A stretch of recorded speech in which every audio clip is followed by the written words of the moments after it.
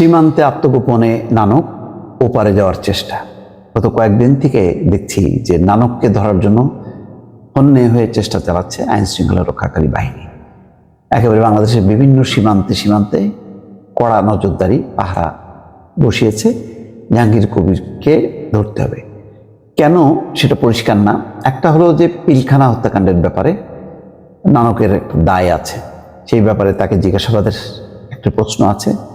আর একটা হলো যে সাম্প্রতিক সময় শেখ হাসিনার খুব ঘনিষ্ঠজন কয়েকজন, তার মধ্যে তিনি আছেন, তিনি অনেক রকম কুমন্ত্রণা দিয়েছেন এমন একটা ধারণা সরকারের বিভিন্ন মহলে আছে। সুতরাং সেই কারণে তাকে খোঁজা হচ্ছে। আরেকটা কারণ হলো যে তিনি আওয়ামী লীগের নেতাকর্মীদেরকে উজ্জীবিত হওয়া, ঐক্যবদ্ধ থাকা, হতাশ না হওয়া এবং শেখ হাসিনার নেতৃত্বে আবার সংগঠিত হবার আহ্বান জানিয়েছেন, এমন একটা বিবৃতি আসার পর টনক নড়েছে সরকারের বিভিন্ন মহলে।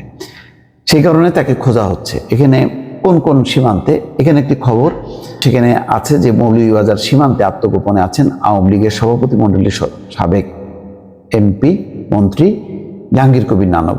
ভারতে পালিয়ে যাওয়ার উদ্দেশ্যে তিনি সেখানে অবস্থান করছেন, কিন্তু আমার ধারণা মতে আরও 15 থেকে 20 দিন আগে তিনি সম্ভবত চলে গেছেন ভারতে।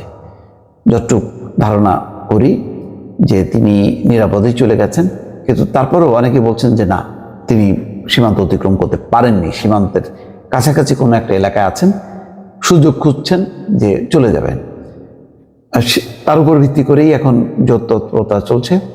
সোমবার অর্থাৎ 16 সেপ্টেম্বর এমনই গুঞ্জন ছড়িয়ে পড়েছে নানা মহলে, এমনকি তিনি সীমান্তে আটক হয়েছেন বলেও গুজব ছড়িয়েছে। তবে এ পর্যন্ত বিজিবি, পুলিশ বা দায়িত্বশীল কোনো ব্যক্তি সংস্থা তা নিশ্চিত করতে পারেননি।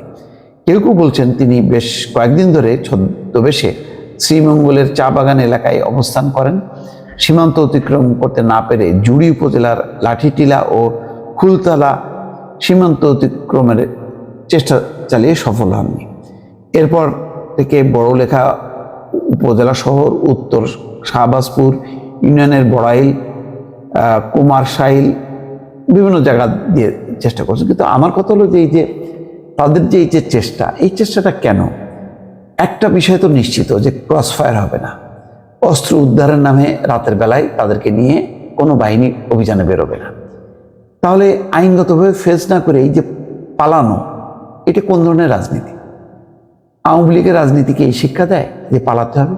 তাহলে এটাই ছিল মনে হয় রাজনীতি, যে চুরি করো, বাটপারি করো, আর হলো পালায় যাওয়ার সুযোগ মতো। তাহলে আদর্শ কোথায়? সেই আইনগতভাবে ফেস করার এটা কোথায়? ওনারা না কিছু বলেন যে আমাদের বাংলাদেশের আইন আদালত নাকি স্বাধীন। তো এখন হঠাৎ করে পরাধীন হয়ে গেল? এখন আর এই আইন আদালতের উপর বিশ্বাস নেই?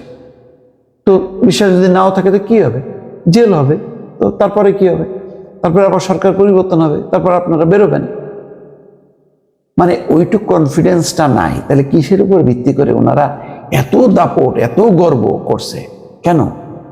এই পরিণতি যদি হবে, তাহলে এরকম পালানোর যাতে না হয়, পালাইতে ঝাড়ে বংশে এই যে পালানোর যেই চেষ্টাটা, সেটা না করে তাহলে বিএনপি জামাতের সাথে সেই রাজনৈতিক সমঝোতার ভিত্তিতে দেশটা চালালে হইতো নাকি? মনে হয়েছে যে একেবারে মানে আরো কয়েক বছর থাকলে জামাত বিএনপি একদম নির্বংশ হয়ে যাবে, আর সারা দেশের টেকনাফ থেকে তেঁতুলিয়া পর্যন্ত শুধু আওয়ামী লীগ আর আওয়ামী লীগ, এরকমই ছিল মনে? ভুল রাজনীতি, ভুল নেতৃত্বের খেসারত কিভাবে দিতে হয়? ওনাদের কাছে শেখ হাসিনার কোনো বিকল্প নেই। এমন নেত্রী যে কোনো দুর্যোগ থেকে বাঁচাবে, এখন বাঁচাচ্ছে। সবাইকে গর্তে ফেলাতে উনি চলে গেল দিল্লিতে। এই তো পরিণতি। দর্শক ভালো থাকবেন, আল্লাহ হাফেজ।